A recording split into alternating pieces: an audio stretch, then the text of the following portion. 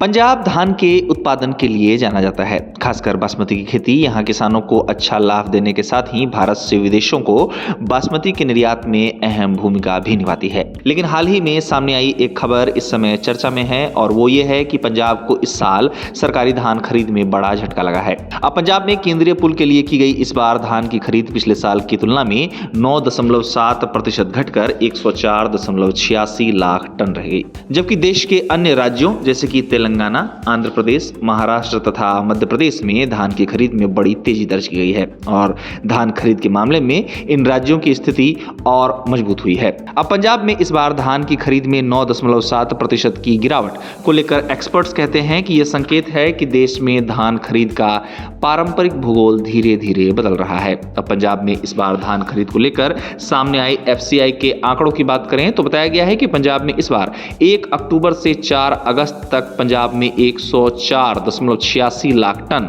धान की खरीद हुई, जबकि पिछले सीजन में ये आंकड़ा 116.13 लाख टन था। अब सवाल यह है कि आखिर धान खरीद में पंजाब में ये गिरावट क्यों आई है, तो इसको लेकर बताया जा रहा है कि खरीद प्रक्रिया में देरी और भंडारण की समस्याएं भी इनके प्रमुख कारणों में से एक है। अब एक्सपर्ट्स पंजाब को लेकर यह कह रहे हैं कि पिछले 1 से 2 वर्षों में देखा गया है कि राज्य में मिलर्स नई फसल के लिए पर्याप्त भंडारण क्षमता नहीं होने की बात कहकर अपनी परेशानी बताते हैं। अब इस बार की पंजाब में धान खरीद की बात करें तो इस बार पंजाब में धान की खरीद का संकट उस समय और बढ़ गया था जब मिलर्स द्वारा सरकारी धान को रखने की जगह की कमी बताते हुए स्टॉक रखने की अनिच्छा जाहिर की गई। अब बताया जा रहा है कि इन समस्याओं का सीधा असर खरीद पर देखने को मिला और राज्य में किसानों को अपनी उपज बेचने में परेशानियों का सामना करना पड़ा। अब सवाल यह है कि क्या देश में केंद्रीय पुल के लिए धान खरीद का नक्शा बदल रहा है, तो इसको आंकड़ों से समझा जा सकता है, जहां आंकड़े बताते हैं कि देश भर में कुल धान खरीद 542.85 लाख टन से बढ़कर 571.14 लाख टन पहुंच गई है,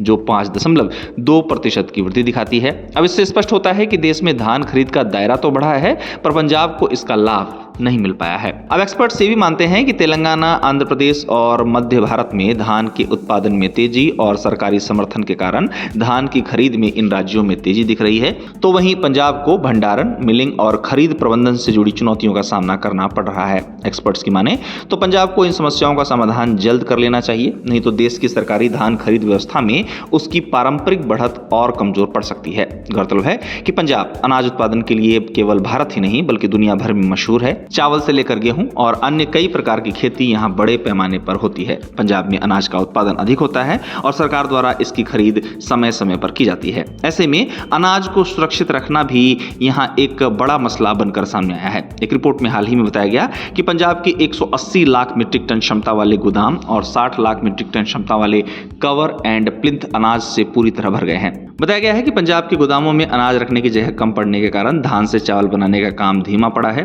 और इस समस्या के कारण आगामी खरीफ धान की खरीद, मिलिंग और उससे सुरक्षित रखने को लेकर भी चुनौतियां बढ़ गई हैं। गौरतलब है कि पंजाब में अनाज रखने के लिए जगह कम पड़ रही है। जगह कम होने के कारण पंजाब में कई राइस मिलर्स अपने स्टोरेज को दूसरे राज्यों में शिफ्ट कर रहे हैं, ऐसा भी कई रिपोर्ट्स में दावा किया गया। बता दें कि पंजाब में कुल 180 लाख टन स्टोरेज कैपेसिटी में से पिछले सीजन का लगभग 130 लाख टन चावल और 40 लाख टन गेहूं पहले ही स्टोर किए जाने की खबर सामने आई थी। बताया गया है कि FCI और सरकारी गोदामों में जगह कम होने की वजह से ताजा चावल मिल के अंदर ही स्टोर करना पड़ रहा है और इससे चुनौतियां बढ़ गई हैं। अब धान की खरीद को लेकर जो ताजा आंकड़े सामने आए हैं उससे पता चलता है कि पंजाब में इस बार केंद्रीय पुल के लिए धान की खरीद में 9.7% की गिरावट आई है और ये घटकर 104.86 लाख टन रह गया।